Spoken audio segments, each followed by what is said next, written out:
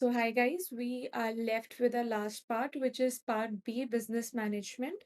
Business management total हमें 40 marks का आएगा, जिसमें 40 question answers हम cover करेंगे, which are related to management, and some questions are related to the profession of company secretary, certain basics, right? So, we'll start with question number 61 itself. Question number 61 में क्या बोला है कि which of the following correctly states the core elements of coordination in management. So basically coordination क्या होता है? Coordination का मतलब है that there are group of people who are working together. वो सारी चीजें मैनेज कर रहे हैं, वो प्लान कर रहे हैं क्या करना है, फिर किस लोग ने क्या काम करना है ऑर्गेनाइज कर रहे हैं, फिर who has to do a work, then they are supervising that suppose a work is like happening properly or not, and they are controlling that whatever work has happened वो same है जो हमने plan करा था. So this is all the process of management and is accompanied by a coordination. तो coordination का मतलब होता है कि सब साथ मिलके कैसे together या smoothly काम कर रहे हैं, right? So for example we'll take an example, school में जब हम annual function होता है तो एनुअल फंक्शन स्टार्ट से एंड तक कैसे होगा, या वो time by time time stamps पे कैसे अच्छा जाता है जब टीचर्स स्टूडेंट्स या कोई अनदर स्टाफ की प्रॉपरली कोऑर्डिनेशन होती है। कोई एक भी पार्ट एक प्रॉपर इवेंट का पार्टिसिपेट ना करे, कोऑर्डिनेट या कोऑपरेट ना करे, तो आपका इवेंट अच्छे से नहीं हो सकता. So this much importance of coordination is there in management, right? So back to a question that what are the core elements of coordination in management? So elements of coordinations are, as I've said, planning, that what we have to do, organizing कि एक काम में हमने divide कर लेना है कि कौन सा इंसान कौन सा काम करेगा, राइट? देन स्टाफिंग, दैट वो स्पेसिफिक काम कौन करेगा, directing and controlling as we have discussed. So question number one, option number one is the correct option. The elements of coordinations are planning, organizing, and controlling. So, if we look at option number B, there are three another elements which are given: authority, responsibility, and accountability. अगर किसी और sample paper में, किसी और practice question में या exam में आपको क्वेश्चन आ गया, which of the following correctly states the core elements of what do we say, delegation in management? So it is authority, responsibility and accountability. तो ये डेलीगेशन के एलिमेंट्स हैं, ये कोऑर्डिनेशन के एलिमेंट्स नहीं है. It is simple. So, coming to the next question, question number 62. Which of the following comes under the representative services that can be rendered by company secretary? Now, if you have adopted company secretary का profession, you have to give many services. Corporates में भी service देनी होती है, corporeal services भी होती हैं, secretarial services भी होती हैं जहाँ पे compliance check करने होते हैं, and then we have another option, representing services. Representing मतलब हम किसी competent authority, किसी tribunal के सामने अपना जो भी XYZ मैटर है उसको रिप्रेजेंट कर सकते हैं. वर्ड से ही बहुत अच्छा क्लियर होता है. So let us read the options. Option number A is appearing on behalf of client before National Law Company Tribunal. So here company secretary is representing the matter in front of NCLT. Right? Second is public issue listing and security management. ये compliance का काम है या ये corporates का काम है. There's nothing representation in this, right? Representation तब होएगी जब इस काम में आगे जाके हमें एनसीएलटी के सामने अपना मैटर को रिप्रेजेंट या अपेयर करना पड़ा. देन एडवाइजरी कंसल्टेंट, ये तो एडवाइजरी सर्विस हो गई. Advising on arbitration, negotiation, conciliation and commercial dispute, arbitrary service हो गई. तो representing services only when you as company secretary I will appear and I'll represent myself and my matter in front of a competent authority, which in the case of companies is National Company Law Tribunal. Question number 63.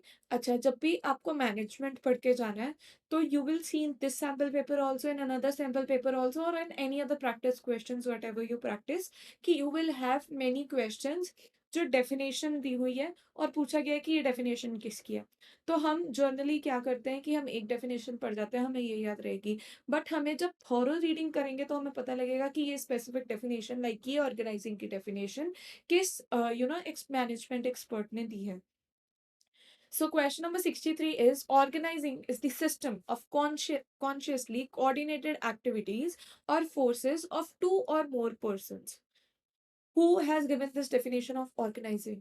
तो हम basically organizing का एक समझते हैं suppose simple meaning क्या होता है, suppose एक काम है, एक बहुत बड़ा इवेंट है, उस काम में हमने कोई चीज़ मैन्युफैक्चर करनी है, तो उसका रॉ मटेरियल भी हमें करना पड़ेगा, फिर हमें उसकी प्रोडक्शन करनी पड़ेगी, फिर हमें देखना पड़ेगा कि हमने उस चीज़ के लिए पैसा कहाँ से, फाइनेंस कहाँ से लेना है, जैसे हमने रॉ मटेरियल अरेंज करना है, फिर हमने उसकी प्रोडक्शन करनी है, फिर हमें देखना पड़ेगा उसका फाइनेंस कहाँ से हो रहा है, फिर हमने उसको सेल भी करना है, सेल और प्रमोट भी करना है, राइट? फिर उसके बाद हमने मेंटेनेंस सर्विसेज भी देनी है। सपोज हम कोई भी एक प्रोडक्ट कर रहे हैं, तो ये बेसिक सर्विसेज लगती हैं उसमें। तो एक प्रोडक्ट को करने के लिए एक एग्जिस्टेंस में लाने के लिए एक स्टेप लगता है, विच इज मैनेजमेंट। मैनेजमेंट में उस प्रोडक्ट के लिए बहुत सारे स्टेप्स हैं, जैसे रॉ मटेरियल कौन करेगा, प्रोडक्शन कौन करेगा, फाइनेंसिंग कौन अरेंज करेगा, सेल कॉल करेगा, कौन जाके मेंटेनेंस करेगा सपोजिटली उस प्रोडक्ट की। So one single activity is divided into various activities, so that we can understand कि सपोज रॉ मटेरियल के लिए कॉम्पिटेंट पर्सन कौन है, ये समझना चाहिए। फिर उसके लिए प्रोडक्शन के लिए क्या है हमारे पास, हर एक एक्टिविटी के लिए रिसोर्सेज है। अब रिसोर्सेज भी 2 तरह के होते हैं। एक हमारे पास इकोनॉमिक रिसोर्सेज होते हैं, एक हमारे पास ह्यूमन रिसोर्सेज होते हैं।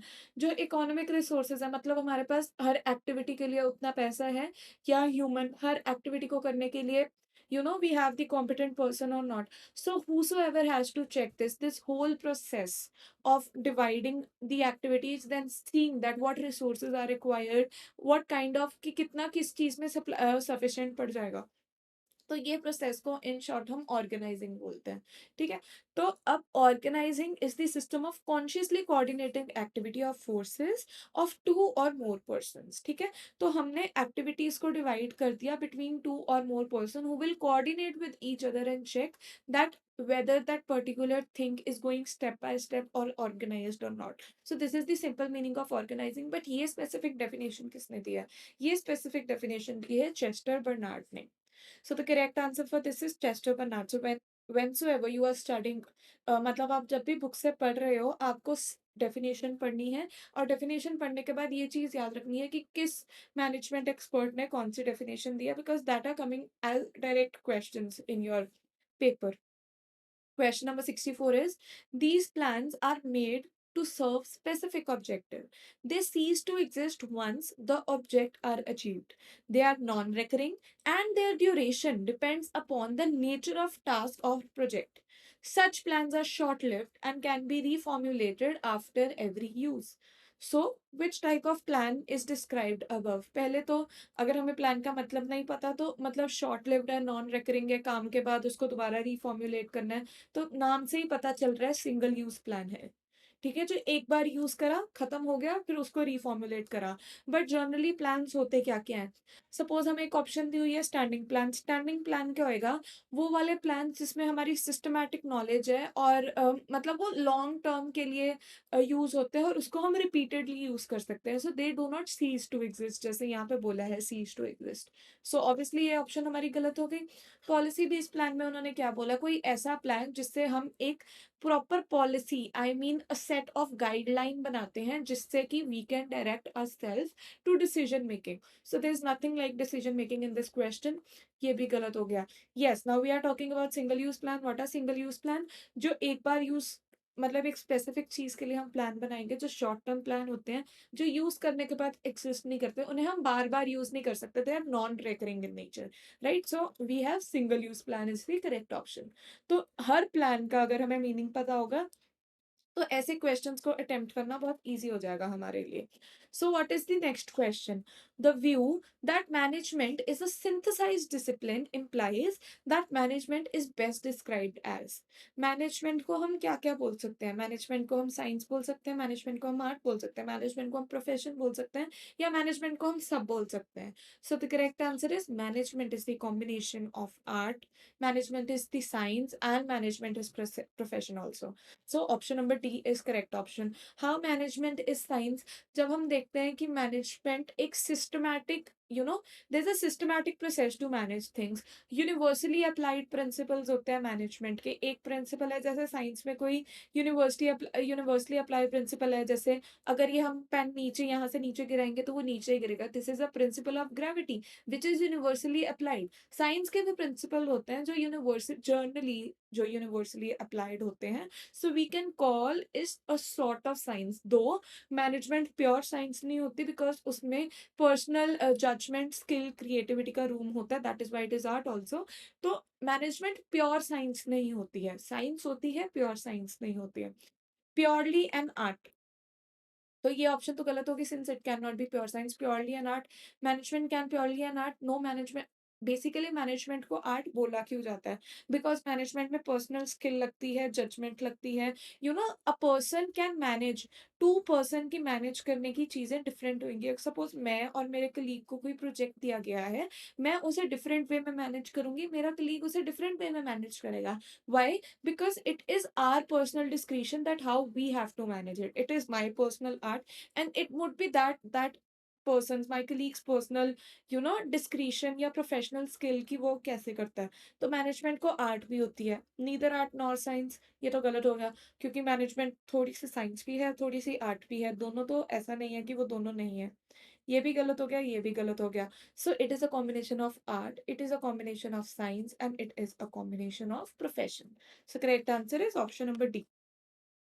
Which of the following best describes consultative management? So basically consultative management होता क्या है? वो वाला जब मैनेजमेंट, जो टॉप मैनेजमेंट होती है, अगर वो कोई डिसीजन ले रही है तो वो अपने लोअर लेवल से कंसल्ट करके, उनकी ओपिनियन को कंसिडर करके या उनकी ओपिनियन को कंसल्ट करके एक डिसीजन लेती है।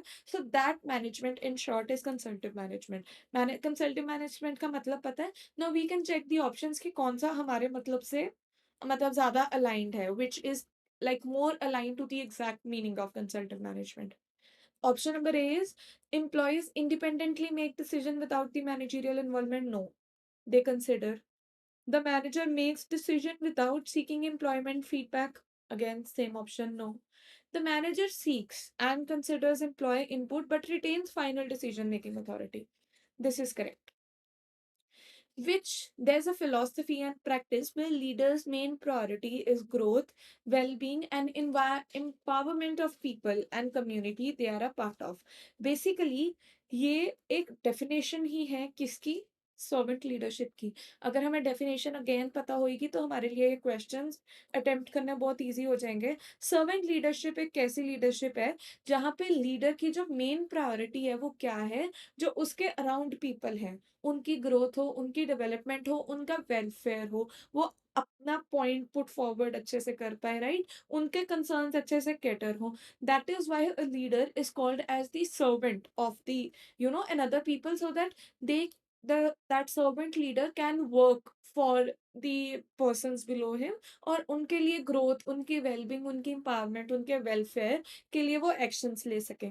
सो the correct answer to this is servant leadership. It was a direct question. So, question number 68 is the manager provides necessary resources and objectives but allows the team to define their own structure, processes, and decision making process. So, ये बहुत common definition है management की। तीन तरह की वैसे ही होती हैं, जब या तो मैनेजमेंट के पास सारा से है, ठीक है, या वो थोड़ा थोड़ा कंसल्ट कर रहा है, या डिसीजन मेकिंग पूरी मैनेजमेंट ने अपने एम्प्लॉयज को दी गई है कि वो अपनी हायरार्की, वो अपना स्ट्रक्चर, उनकी पॉलिसीज, उनके प्रोसीजर्स, उनकी डिसीजन मेकिंग क्या है, वो खुद सिलेक्ट करेंगे। तो ये वाली मैनेजमेंट कौन सी होती है? Laissez faire management, right? Which of the following is not a feature of planning? Planning basically होता क्या है? सिंपल भाषा में, कि what to do, how to do, when to do, and by whom it is to do it. Planning की एक simple definition है कि क्या होगा, किसने करना है, कैसे करना है। ये simple, what to do, how to do, when to do, and by who is to do it. एक स्पेसिफिक काम, ये प्लानिंग का होता है। कि सपोज अगर मैंने कुछ बिजनेस स्टार्ट करना, तो मैं प्लान करूंगी कि मेरे को किस चीज का बिजनेस स्टार्ट करना है, मुझे कैसे उस चीज का बिजनेस स्टार्ट करना है, कौन बिजनेस स्टार्ट करेगा, और what is the correct time in the market so that I should go into the market, right? So that is planning की फर्स्ट स्टेज है कि मेरा गोल क्या है, मेरे ऑब्जेक्टिव्स क्या है, उन ऑब्जेक्टिव्स को अचीव कैसे हमने करना है, प्लानिंग की स्टेज पे। अब प्लानिंग क्या है, प्राइमरी फंक्शन है, ऑब्वियसली मैनेजमेंट के फंक्शंस क्या क्या होते हैं, planning, organising, staffing, directing, controlling. सबसे पहला फंक्शन क्या है, प्लानिंग। अगर प्लानिंग ही नहीं होगी तो कोई और फंक्शन नहीं होगा। So it is called as a primary function, yes. It is a continuous function of management, yes, it is a continuous function. Because after this management process of 5 steps complete, controlling हो जाती है, हमें पता चल जाता है कि हमने जो प्लान करा था वो हमने अचीव करा है नहीं करा। तो उसके बाद हम क्या करते हैं, हम अपने चेक करते हैं कि जो हमने अचीव करा है कि नहीं करा, फिर हम उसकी डिस्क्रिपेंसीज़ को दोबारा चेक करते हैं और फिर से हम प्लान करते हैं कि हम ये चीज़ कैसे ठीक कर सकते हैं। So it is a continuous process, ये सर्कल है जो चलता ही रहता है। It is also a feature of management, it is also a pervasive function, it is a important function. What is not a feature of management is it is a mechanical process. It is not a mechanical process, एक fix process नहीं है कि ये ऐसे हो जाएगा। Plan हमने कर लिया बट एक हमारे लिए ना ये फ्लेक्सिबल प्रोसेस होती है। whensoever you are planning to manage something, so you plan it flexibly, ताकि कोई भी चेंजेस आते हैं, एनवायरमेंट चेंजेस आते हैं, वो हम अपनी प्रोसेस में इनकलकेट कर सकें। तो it is not a mechanical process, rather the correct feature of planning would be it is a flexible process. Question number 70 is, which of the given is not the merit of parentalistic management? एक हमने अभी कंसल्टिव management पढ़ी थी, एक पेरेंटलिस्टिक management क्या होएगी, कि जो मैनेजमेंट होती है, जो टॉप मैनेजमेंट होता है या जो एम्प्लॉयर होता है, they act as the parent figure to the lower level of the management to their employees. Like a parent figure, वो हमेशा विल थिंक कि वो ग्रो करें, उनकी वेलबींग इंश्योर करें, उन्हें प्रॉपर प्रोविजंस दें, उनकी राइट्स के अच्छे से ध्यान रखें। So as a parental feature वो अपने एम्प्लॉयज़ का हमेशा ध्यान रखेंगे। So that is paternalistic management and it is a good management approach कि आप उसको अडॉप्ट करें। अब इनके हमने देखने हैं मेरिट्स कौन-कौन से हैं, पर हमसे पूछा क्या गया है, which is not a merit, जो भी मेरिट नहीं होगा, जो भी पेरेंटलिस्टिक फीचर के नेगेटिव कॉनोटेशन में यूज़ करा गया होगा, that is the correct option because वो हमारा मेरिट नहीं होगा। So the option number one is high employee loyalty and low turnover due to strong care and support। जो अगर तो एम्प्लॉयज़ का अच्छे से ध्यान रखा जाएगा, उनको सैलरी अच्छे से मिलेगी, उनको वर्किंग आवर्स अच्छे से मिलेंगे, उनके वर्किंग कंडीशंस अच्छे होंगे और हर चीज़ की केयर करी जाएगी by the employer for the employee, तो एम्प्लॉय अपने काम के लिए लॉयल होगा और टर्नओवर बहुत कम हो जाएगा, वो काम छोड़ के बहुत कम जाएगा। ठीक है, तो पहला पॉइंट तो फीचर मेरिट है। डिसीजंस क्विक और क्लियर हो जाएंगे। तो जब सारे अपने काम से सैटिस्फाई होंगे, so it would be very easy to like decide something for employees और for the betterment of the business, and फिर वो इम्प्लीमेंट भी बहुत अच्छे से हो सकता है since everybody is coordinating with each other. So ये भी मेरिट होता है। Can result in very harmonious work environment, yes, when there is a healthy work environment for employees, उनके एम्प्लॉयज के रिलेशन अच्छे हैं, एम्प्लॉयर एम्प्लॉय रिलेशन अच्छे हैं, तो it would be harmonious within that premises to work. Employees can work become over reliant on the manager. Obviously that is something in negative connotation, this is not sounding like a merit to parentalistic management, so this is not a merit, so this is the correct option. Again, I'm reminding you, मैंने business laws में भी remind करवाया था, you have to read the question very carefully, whether they have asked you what is the merit of parentalistic management or whether they have asked you what is not the merit of parentalistic management, right? Question number 71 is, which of the following is not the feature of management? It is a goal oriented process, obviously हम plan ही तो करते हैं कि हमारा गोल क्या है, हमने achieve क्या करना है। फिर कॉन्टिन्यूस प्रोसेस है, अभी बताया कि planning, organising, staffing, directing, controlling, again result to planning. So it is a continuous process and it is a group activity. एक बंदा मैनेज नहीं कर सकता, there are group of people who come in to the play and वो अपना respective काम करते हैं। So what is not a feature of management, it is two dimensional, दो डायमेंशनल नहीं है। करेक्ट फीचर क्या होगा, management is multi dimensional. Management हर एस्पेक्ट में देखती है, it is not like restricted to something. Management multi dimensional है, उसने ह्यूमन रिसोर्स भी देखना है, उसने फाइनेंशियल रिसोर्स भी देखना है, उसने प्रोसेस भी देखनी है, डिस्क्रिपेंसीज भी देखनी है। सो सुपरविजन भी होनी चाहिए, मोटिवेशन भी होनी चाहिए एम्प्लॉयज़ की, अ परफेक्ट कम्युनिकेशन भी होनी चाहिए। So management has its dimensions in almost every aspect, we can not say it is two dimensional, we can not restrict the what we can say scope of management, like by saying it is two dimensional or not. So the correct option is management is two dimensional. So question number 72 says that they are guides to thinking and decision making. तो उन्होंने हमें पूछा हुआ है कि what is a specific चीज जिसको उसने ये क्वेश्चन में एक्सप्लेन किया गया। डिसीजन मेकिंग, वैसे तो आधी चीज़ यहाँ से ही क्लियर हो जाएगी। पहले भी हमने कहा है डिसीज़न मेकिंग का अ, एक सिंपल वर्ड क्या होता है पॉलिसीज़, जो भी गाइडलाइंस हमें डिसीज़न मेकिंग की तरफ लेके जाती हैं, उन्हें हम पॉलिसीज़ बोलते हैं। Rather we'll read the full question. They are they lay down to the course of action selected to guide and determine present the future decisions. As journal statement of understanding, they lay down the limits within which decisions are to be made again and thereby assure a constant and a unified performance. When we have policies made, then how we have to perform and what that performance will result in, and उस performance के लिए हमें क्या decisions make करने हैं क्या नहीं make करने, so it will be easy for us to like show consistency, तो कंसिस्टेंसी। तो हमारा करेक्ट आंसर क्या है? Policies. The guidelines which help in decision making in simple words are known as policies.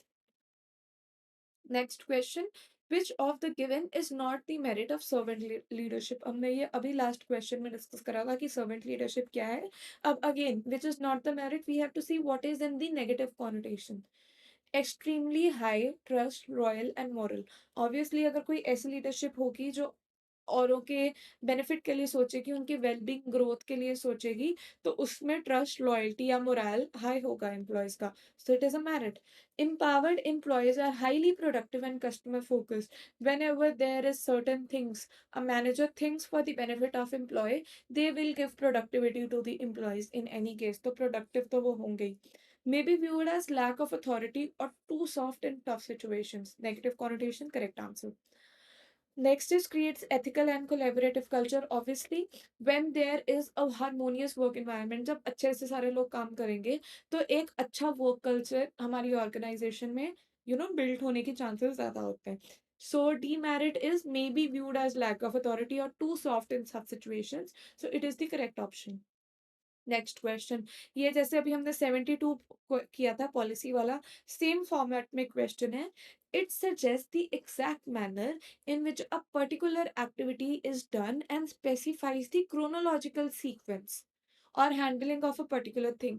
अब उन्होंने हमें बोल दिया कि हमें एक सीक्वेंस बताते हैं कि एक चीज को हमने कैसे अचीव करना है, मतलब एक चीज को अचीव करने के लिए पहला स्टेप, दूसरा स्टेप, तीसरा स्टेप, चौथा स्टेप क्या है। So whenever there is a process, so the answer to this question is that procedure suggests the exact manner in which a particular activity of this done, a certain process और procedure बताता है कि किस manner में किन steps को fulfill करके हमें एक activity को confirm करना है। फिर उस activity को achieve करने के लिए हमारी क्या sequence होनी चाहिए, पहले नंबर का step क्या होगा, दूसरा step या तीसरा step क्या होगा।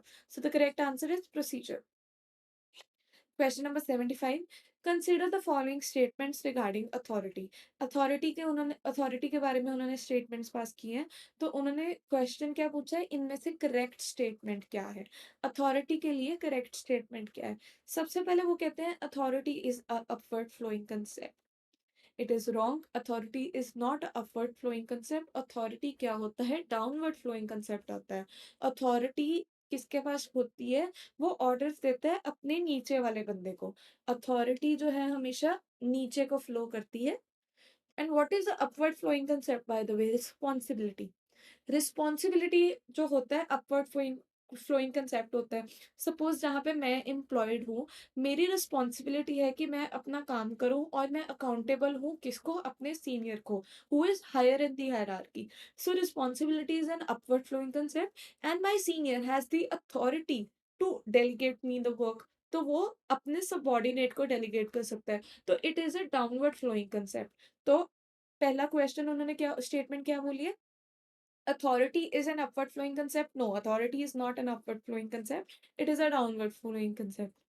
The higher one goes in hierarchy, जितना वो ऊपर जाता रहता है किसी मैनेजमेंट में पोजीशन में या किसी ऑर्गेनाइजेशन में, the lesser is the authority. No, जितना वो ऊपर जाएगा उतना उसकी अथॉरिटी ज्यादा होएगी।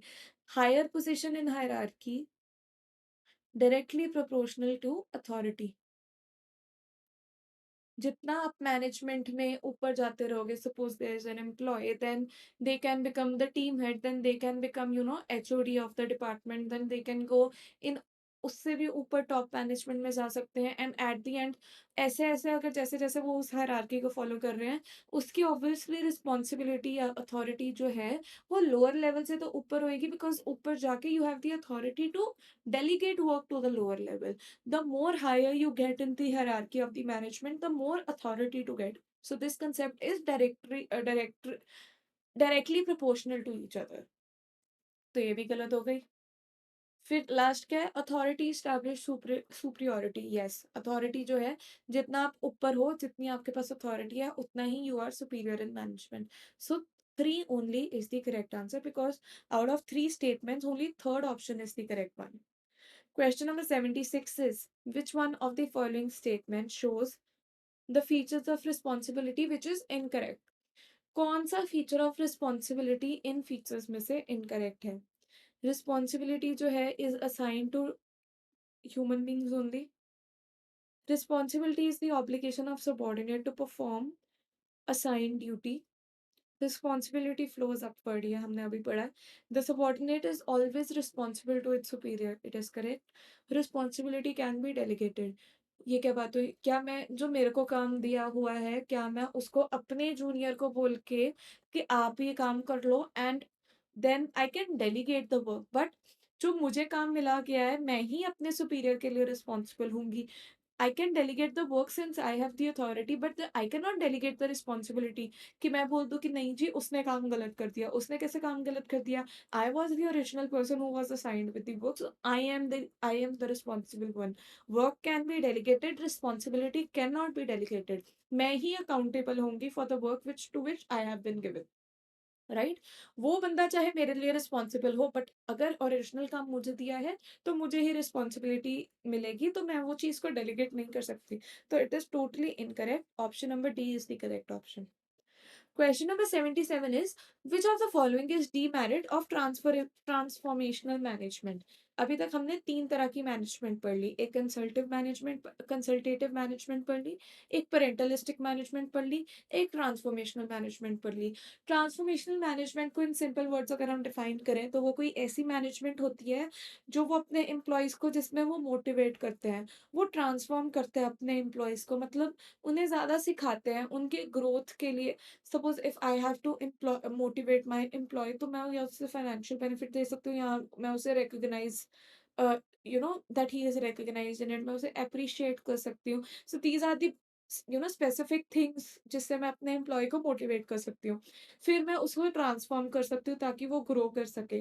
क्यों करते हैं मैनेजमेंट ये सब? कि अगर एम्प्लॉयज अच्छे से काम करेंगे, so they will give the effective results which will be beneficial to management at the end. तो this is the kind of transformational management. Again, अब उसने बोला विच of the following is not a demerit of transformational management.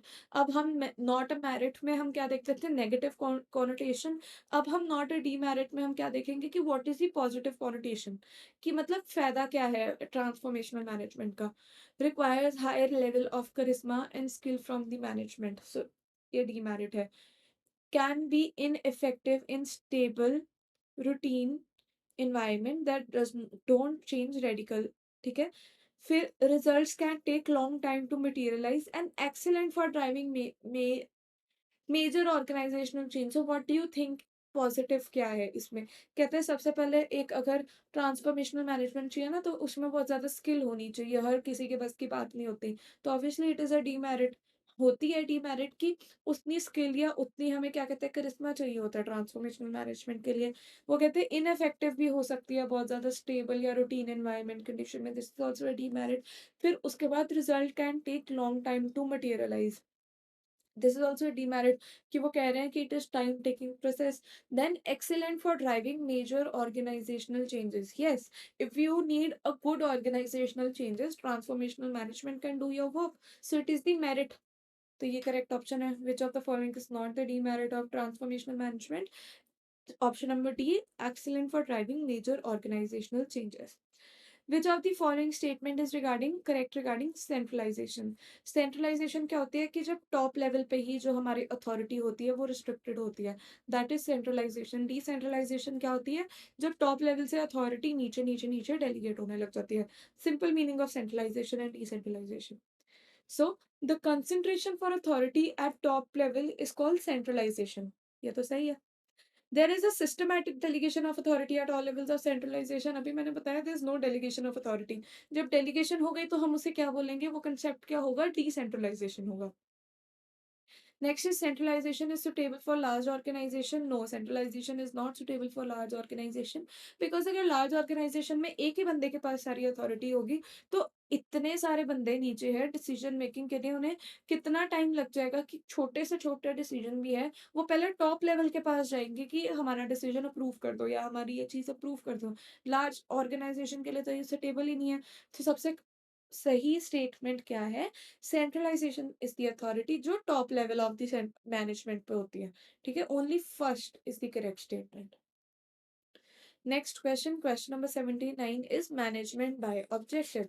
सो अभी तक हमने तीन तरह की मैनेजमेंट पढ़ ली थी, तो it is another kind of management. कि मैनेजमेंट बाय ऑब्जेक्टिव्स क्या होता है। मैनेजमेंट बाय ऑब्जेक्टिव्स का मतलब पता क्या होता है, कि मैनेजमेंट जो कि एम्प्लॉयर हो गया या employees together, they come together, they set their goals, वो अपना काम इकट्ठे करते हैं। मतलब दे सेट अ गोल कि हाँ हमें ये चीज करनी है, then they will work together, both the employer and employee, to achieve it, right? And then they will evaluate the performance कि हमने जो गोल सेट किया है या जो हमने काम किया है उस पे कैसे कैसे क्या क्या इवेल्युएशंस आई हैं, या क्या हमने काम सही किया है, क्या हमारी डिस्क्रिपेंसीज थी, क्या हम उसे ठीक कर सकते हैं। तो एक प्रोसेस में वो काम करते हैं जहाँ पे एम्प्लॉयर्स और एम्प्लॉयज इकट्ठे decide a end objective that what they have to achieve, then they will put in efforts together to achieve that particular objectives, and then when they achieve that particular objective they will check, वो check करेंगे कि actually जो उनका objective था उससे हमने हमने जो अचीव किया वो उससे एक्चुअली सेम है कि नहीं है। Right, so this is called management by objective. अब हम देखते हैं कि इस क्वेश्चन की ऑप्शंस क्या हैं। It is it is a strategic approach that aligns company goals with the employee objectives, promoting collaboration and clarity in organizational performance. Yes, this is a feature because obviously कि company और employees अगर इकट्ठे बैठ के अपने goals बनाते हैं तो कंपनी के गोल्स जो है वो एम्प्लॉय के गोल से अलाइन होंगे ही होंगे। दे वुड बी सेम, या एक गोल दूसरे गोल को अचीव करने में हेल्प करेगा, इंटर रिलेटेड होंगे। It is a process involving 5 steps: defining objectives, communicating them to the employees, encouraging participation, monitoring progress, and evaluating the performance. It is the correct same thing जो हमने discuss करी है, ये भी feature होगा। It can increase employee motivation and communication, but may also place excessive focus on targets, potentially leading to shortcuts and overlook company culture. It can increase employee motivation and communication, yes, because if they are working together they'll be motivated that they are working with senior level management, and obviously they'll be motivated because their goals are also being achieved, company goals are also being achieved, and the result of this is overall success. So right, तीनों ही features हैं, all A, B and C are is the answer of this question. So dash पहला fill in the blanks question है, dash may lead to the productivity losses as employee rely on the information flowing from only top to guide the project implementation. बस ऊपर से information आएगी, instruction आएगी तो employ काम कर सकता है। ये अभी हमने पढ़ा था, this is the feature of centralization. As a result employee may become less productive if they have to wait for long periods, कि जब तक ऊपर से इंफॉर्मेशन नहीं आई तब तक हम काम नहीं करेंगे। So they have to wait for long period, so it is not time effective. हमने पहले भी पढ़ा था लार्ज ऑर्गेनाइजेशन में ये approach which is a centralized approach effective नहीं है। क्यों इफेक्टिव नहीं है? Because employee have to wait from instruction from top level management, and in large organization जिसमें इतने एम्प्लॉयज काम करते हैं, सबको सेपरेटली इंस्ट्रक्शन जब तक टॉप लेवल से नहीं आएगी वो काम नहीं करेंगे, तो प्रोडक्टिविटी ही नहीं आएगी। So correct answer to this is centralised communication, जो बस टॉप लेवल ही कर सकता है। Now question number 81, dash is a single use plan, expected results expressed in numerical terms such as time, money, materials and other measurable term। इसको हम क्या कहते हैं, जनरली हम कोई भी चीज करते हैं तो हम बजट तैयार करते हैं एक चीज का। बजट में हम देखते हैं कि कितना पैसा लगेगा, कितना टाइम लगेगा, या कितने अदर कोई भी यूनिट्स लगेंगे और कितनी कितनी चीजें चाहिए, तो वो हम एक बजट में लिखते हैं कि हमें ये चीज की रिक्वायरमेंट है। सो the correct answer is budget. Question number 82. The situation. in which an administrator has the authority to enforce policy but is not held accountable for the consequences of such enforcement is best described as. तो basically वो कहता है कि authority है उसके पास, but वो accountability नहीं है, मतलब वो कोई काम करता है बस ठीक है, हो गया तो ठीक है, नहीं हो गया तो भी ठीक है, he is not accountable to any other person. So what is this feature? The correct feature is authority without power. No, they have the authority as well as they have the power. That is why they are not accountable. Wrong. The correct option is power without the responsibility. That obviously they have the authority, they have the power, but they are not accountable and they do not have the responsibility of completed that work because उन्हें किसी और को बोलना ही नहीं है. The correct option is this: power without responsibility. गलत टिक हो गया. Just a second. The correct option is power without responsibility. Now, moving to question number 83, management is often described as science. Which of the following statement best justifies this view? तो हमने पहले पढ़ा था management science भी है, art भी है, profession भी है. उन्होंने बोला मैनेजमेंट साइंस क्यों है? इन चारों में से कौन सी स्टेटमेंट सही लगती है कि मैनेजमेंट को हम साइंस बोलें? नीचे से शुरू करते हैं. It is a vocation required specialised knowledge, prolonged academic preparation, formal qualification, and adherence to prescribed code of conduct. Obviously, हमें मैनेजमेंट के लिए स्पेशलाइज्ड नॉलेज चाहिए होती है, एकेडमिक प्रिपरेशन चाहिए होती है, क्वालिफिकेशन चाहिए होती है, ये सब कुछ हमें चाहिए होता है मैनेजमेंट में. तो this is management as profession, not as science. तभी हमने बोला था कि मैनेजमेंट प्रोफेशन भी है. Then two managers facing the same problem may use the same theory but implemented differently based on their styles. Exactly ये है आर्ट, कि हर की खुद की जजमेंट है कि उसे वो चीज कैसे करनी है. The manager effectiveness depends upon the individual skill, judgement and creativity. The word suggest itself, ये भी क्या है? आर्ट है. The managerial principles attempt to establish a cause and effect relationship.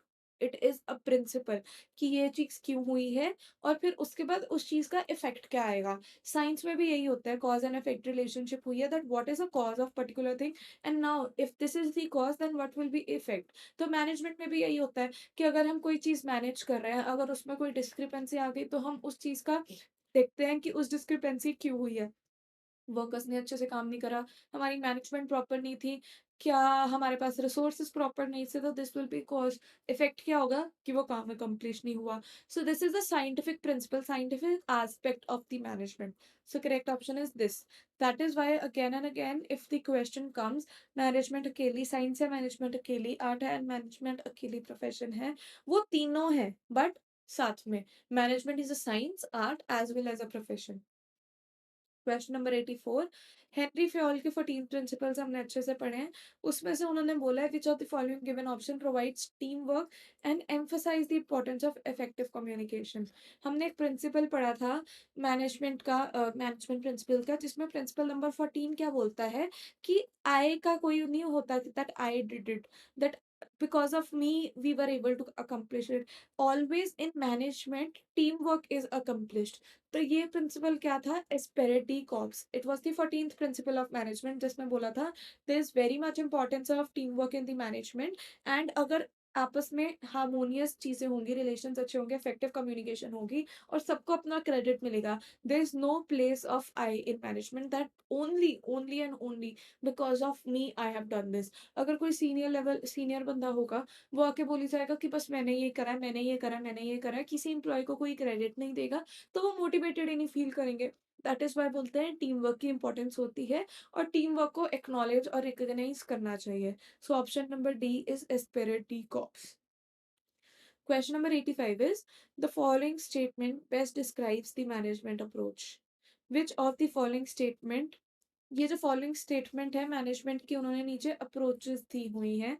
तो इस जो स्टेटमेंट के अकॉर्डिंग हमें क्या लगता है कि मैनेजमेंट की कौन सी अप्रोच की बात करी गई है. तो हम पढ़ते हैं, this management theory suggest that there is no single best way to manage an organization and the most effective management style और organizational structure depend upon a specific situation और अ कॉन्टेक्स्ट. ये शायद हमने पहले भी पढ़ा था बिजनेस लॉज में, जब भी कोई स्पेसिफिक सिचुएशन और कंटेक्स्ट के हैपन होने की बात हो गई कि अगर ये चीज होगी तो ये चीज ऐसे होगी, तो उसका आंसर क्या होगा? उसका आंसर होगा कॉन्टीजेंसी. बट हम फिर भी क्वेश्चन पूरा पढ़ते हैं. considering factors such as environment, nature of tasks, workforce, and organizational culture. तो उसका correct question again क्या है? Contingency, because that management approach is dependent upon a specific situation or a context to happen. ये module की exact line इन्होंने उठाई गई है। तो बेसिकली जर्नली जो भी बुक आप रेफर कर रहे हैं उनकी लाइंस में से भी उन्होंने पूछा है that what it means. Direct questions भी पूछे हुए हैं। Now, if we talk about question number 86, that these are the detailed action plan laid out to achieve goals. Detailed action plan बोले हैं. Generally, these have a time horizon of 5 years and above. These plans often include organization, mission, and goals, which form the basis of action steps. And such plan address issues like response to changing condition, resource allocation, and efforts required to achieve goals. Identify the type of plan. तो उन्होंने बोला है कि ये कौन सा type of plan होगा। जब हमने टाइप ऑफ प्लान पढ़े थे, तो हमने उसका टाइम पीरियड भी पढ़ा था। दैट ऑपरेशनल प्लान वो होता है जो शॉर्ट टर्म प्लान होता है, जो प्लान क्या कहते हैं विद इन 1 ईयर खत्म हो जाता है, राइट? विद इन 1 ईयर उसकी एक इम्प्लीमेंटेशन और उसका रिजल्ट आ जाता है। एक हमने टैक्टिकल प्लान पढ़ा था, वो मिडल टर्म प्लान था, जो 1 से 5 ईयर्स तक एग्जिस्ट करता है। एक फिर हमने स्ट्रैटेजिक प्लान पढ़ा था, जो लॉन्ग टर्म प्लान था और अबव 5 ईयर्स एग्जिस्ट करता है, जो ऑर्गेनाइजेशनल गोल्स को अचीव करने में हेल्प करता है लॉन्ग टर्म के लिए। तो यहाँ से ही और यहाँ से ही कि जहाँ पे उन्होंने बोला है, यहाँ से ही हमें आंसर समझ आना आ जाना चाहिए था that it is strategic plan. So if we see the meaning of standing plan also, ये ऐसे प्लान्स होते हैं जो रिपीटेडली यूज होते रहते हैं अकॉर्डिंग टू द सिचुएशन। ठीक है, ये सीज टू एग्जिस्ट नहीं होते। So, question number 87 is, which leadership theory is best described in the following statement? Trait theory of this theory suggests that leaders should adapt their leadership style based on the readiness or maturity of their followers. It identifies the leadership styles such as telling, selling, participating, and delegating, depending on the employee competence and commitment. तो ये definition ही दी गई है, किसकी definition दी गई है? Situational leadership theory, कि वो कोई फैक्टर्स को, कोई सिचुएशंस को एनालाइज करके अपना प्रॉपर प्रोसेस करते हैं। सो this is the direct definition of situational leadership theory. So again I am repeating, definitions को याद करना बहुत जरूरी है। Question number 88. Which of the following is prescribed for secretarial audit under Companies Act 2013? So, section 204 जब हमने पढ़ा था, जो बोलता है कि कंपनी सेक्रेटरीज को सेक्रेटेरियल ऑडिट करना होता है और उससे उसकी रिपोर्ट देनी होती है। तो इसमें it is a statutory fact which is established, तो उससे रिपोर्ट किस में देनी होती है? MR3 फॉर्म में। अब इन्होंने बोला है इन मोस्ट एनालिसिस, मोस्ट एक एनालिसिस है, जैसे हमने बहुत सारे एनालिसिस पढ़ेंगे हम आगे जाके, वैसे ही मोस्ट एक जैसे हमने स्वॉट एनालिसिस बहुत कॉमनली पढ़ा होता है, जिसका मतलब क्या होता है? एस का मतलब क्या होता है? स्ट्रेंथ। डब्ल्यू का मतलब क्या होता है? वीकनेस। ओ का मतलब क्या होता है? अपॉर्चुनिटी। और टी का मतलब क्या होता है? थ्रेट। ठीक है, स्वॉट एक वर्ड उन्होंने ऐसे बनाया हुआ है। वैसे ही मोस्ट एक एनालिसिस है जिसमें एम का मतलब क्या होता है? मिशन, फिर होता है ऑब्जेक्टिव, फिर होता है strategies, and then it is tactics. So it, अगर हम ये चीज पढ़ें तो it is in a complete process, कि पहले मिशन आएंगे, फिर मिशन से हम ऑब्जेक्टिव्स डिसाइड करेंगे कि हमारे शॉर्ट टर्म या लॉन्ग टर्म ऑब्जेक्टिव्स क्या हैं, फिर उसके बाद उन ऑब्जेक्टिव्स को अचीव करने की हम स्ट्रैटेजीज और टैक्टिक्स बनाएंगे। तो correct answer to this is M stand for mission, O stand for objective, S stand for strategies, and T stand for tactics. Now, question number 19 is, Frederick Taylor is popularly known as statutory fact. Frederick Taylor ने 4 principles दिए थे of scientific management, 4 principles। ठीक है, फिर उसके बाद question number 91 says that which of the following does not come under the financial market services? कौन सी भी चीज है जो फाइनेंशियल मार्केट से रिलेट कर ही नहीं रही है? Advisor, consultant, and shares and other securities. Obviously, these are the aspects of financial markets, so it is related. Syndication of loans and banks and financial institution, it is also related. Raising of funds from international markets, again, it is a aspect of financial market, international market B. And drafting, arbitration, and conciliation. ये drafting conciliation, कुछ भी कुछ भी financial market से related नहीं है, because drafting, conciliation, mediation के जो एस्पेक्ट्स होते हैं, वो डिस्प्यूट सॉल्व करवाने वाले एस्पेक्ट होते हैं। फिर उसके बाद question number 92 says that which of the following refers to mechanism which is connected with the audit of non financial aspects of the company.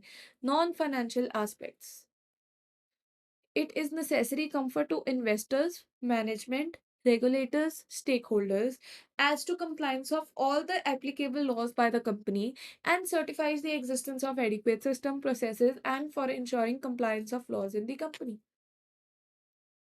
So it is जो नॉन फाइनेंशियल एस्पेक्ट का audit होता है उसे हम क्या बोलते हैं, secretarial audit, जिसमें कंपनी ऑडिटर को चेक करने पड़ते हैं कि कंपनी के सारे कंप्लाइंसेस हुए हैं कि नहीं, all the stakeholders manage decisions, the documents related to them, they are full, you need to do anything else or not, कि कंपनी के सारे compliances अप टू डेट है कि नहीं, सारे जो नॉन फाइनेंशियल चेकलिस्ट हैं वो कंपनी ने अटेन करे हैं कि नहीं। सो it is secretarial audit. Forensic audit, legal audit और statutory audit भी नॉन फाइनेंशियल ही होते हैं, but they are not related to we can say investors, management, regulators and other stakeholders, या कंप्लायंसेस से रिलेट नहीं होते कि सारे लॉज एप्लीकेबल है या नहीं है। ठीक है, question number 93 says which of the following is not the benefit of management by objective. ये क्वेश्चन फिर ये उस फॉर्म का है कि which of the following is not a merit. Not a merit में हमने देखना है कि कौन सी स्टेटमेंट नेगेटिव कॉनोटेशन में आ रही है। दिस इज, अगर आपको पहले तो हमें देखना है कि ये उससे मैच करता है कि नहीं कंसेप्ट से। अगर कंसेप्ट बिल्कुल ही नहीं समझ आ रहा, so we can see this negative connotation and positive connotation वाली चीज कि साउंड कैसी कर रही है वो चीज। Managed by objective help employees appreciate their job roles and responsibilities. Yes, this is correct. It is in short motivating the employees only.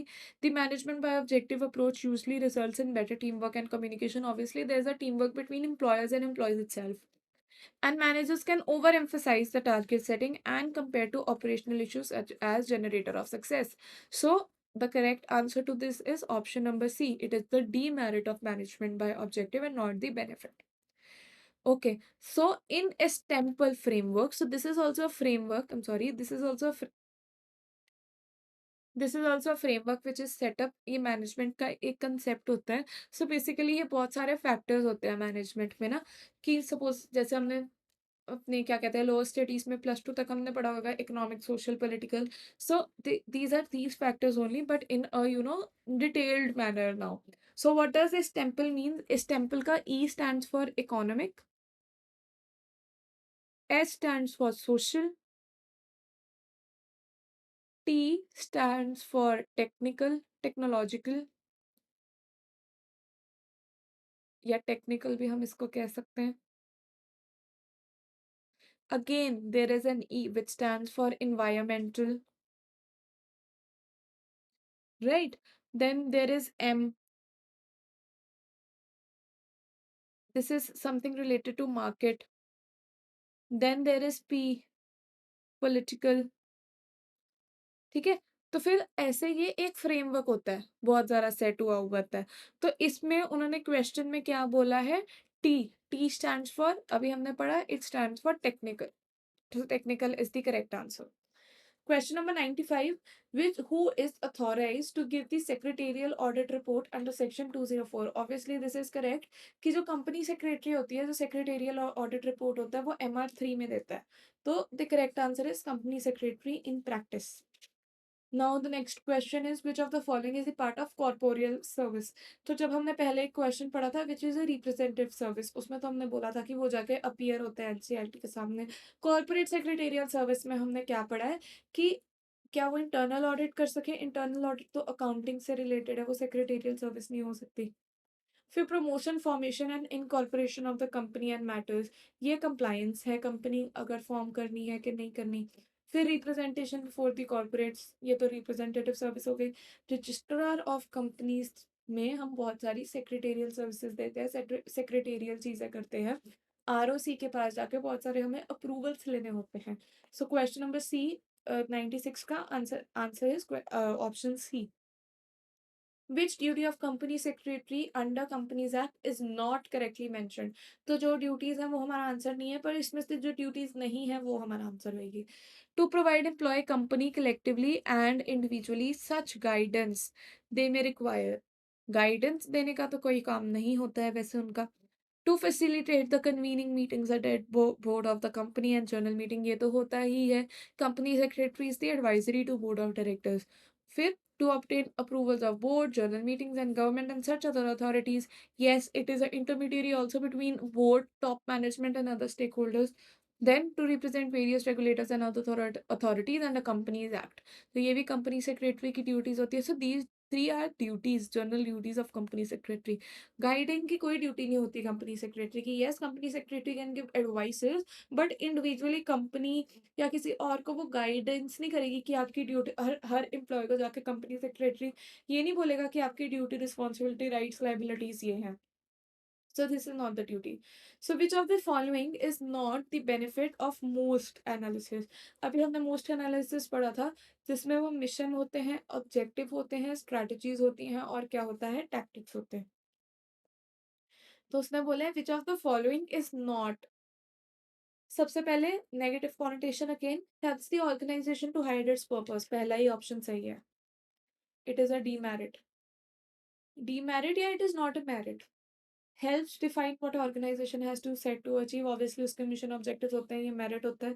Day to day distractions को अवॉइड करता है, ये भी मेरिट है। Align enables alignment with stakeholders, yes, this is also merit. So correct option is option number A. Who has been entrusted with the function of reporting to the board for the compliance and the rules made thereunder and other rules applicable to the company? Simple, company secretary, क्योंकि compliance का काम company secretary करेगा board के साथ मिलके। Who has given this definition? Management is art of getting things done through people. Simple definition है कि management का मतलब क्या है कि हमने खुद या हमने औरों से कैसे काम करवाना है। जो भी कॉम्पिटेंट है वो स्पेसिफिक काम करने के लिए, हमने औरों से कैसे काम करवाना है। Management is the art of getting the things done through people. ये किसने दी थी? ये Mary Parker Follett. This another management expert जिसने ये डेफिनेशन दी थी, that management is the art of getting things done through people. So for this we have completed 100 questions and sample paper हमारा 1 जो बिजनेस लॉज एंड कम्युनिकेशन का है वो complete हो चुका है। हम आगे सैम्पल पेपर 2 भी निकालेंगे, इसका ही उसको भी ऐसे ही डिकोड करेंगे, ऐसे ही प्रोविज़न समझेंगे और वो चीज़ कैसे अप्लाई होनी है। So CS ninja for you has decoded 1 sample paper and for all other subjects also पूरे प्रॉपर आंसर्स के साथ, और क्वेश्चन कैसे लिखना है और आंसर्स कैसे लिखने हैं पेपर में, वो सब कुछ अच्छे से डिकोड कर लिया गया है। सैम्पल पेपर ही समझने से हमें आधी प्रोविज़न्स जो भी हमें डाउट होंगे बुक में से या मॉड्यूल में से या असली लॉ प्रोविजंस में से, सैम्पल पेपर समझने से हमें वो प्रोविजन समझ आ जाएंगी। और अपर हैंड क्या है कि हमें ये भी समझ आ जाएगा, नॉर्मल लॉ तो हमने पढ़ लिया, बेसिक ऑफ लॉ तो हमने पढ़ लिया, प्रोविजन तो हमने पढ़ ली, बट उसका कंसेप्ट क्या है और उसे क्वेश्चन में अप्लाई कैसे करना है। तो जैसे ये एक we can say objective paper है, most of the students have this mentality कि या ABCD टिक क्रॉस कर देंगे, तुक्का मार लेंगे तो सही हो जाएगा या नहीं होगा। This exam is a law exam which is an objective exam, right? तो लॉ एग्जाम को आपको पहले लॉ समझ के इंटरप्रेट करके क्वेश्चन में अप्लाई करके फिर ही समझना पड़ेगा। So my tips for business laws का थिंग इज कि you should study the provisions properly, because provisions के अंदर से आपको डायरेक्ट क्वेश्चन पूछ लेंगे। आपको पता होनी चाहिए कौन सी प्रोविजन क्या है और वो प्रोविजन क्या कह रही है, कौन सा क्वेश्चन किस प्रोविजन में से या किस लॉ में से पूछा गया है।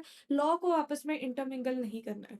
And for management I would like to say it is kind of a इसमें समझने का इतना पार्ट नहीं है।